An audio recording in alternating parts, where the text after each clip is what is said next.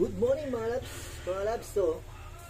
Relit pa kayo dito, nagugulit tayo ng labong. Labong to, labong. Siyempre bago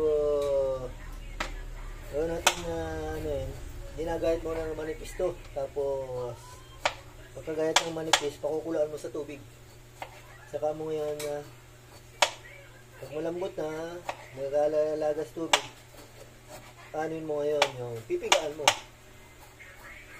Para mali yung tubig na pinagano. Saka mo ngayon luto sa gata. Lalagyan mo ng mga ingredient.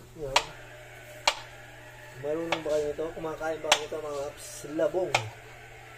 Yung yung ano ng kawayan.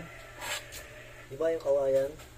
Yung pinakang anak niya, yun ang labong. Pag lumaki na, tumaas na, kawayan na yun. Kaya yun ang labong mga labs. Kailangan gayatin natin ng manipis. Manipis lang para madali mapalambot. Hindi pwedeng makapal. Thank you for watching. I love you all.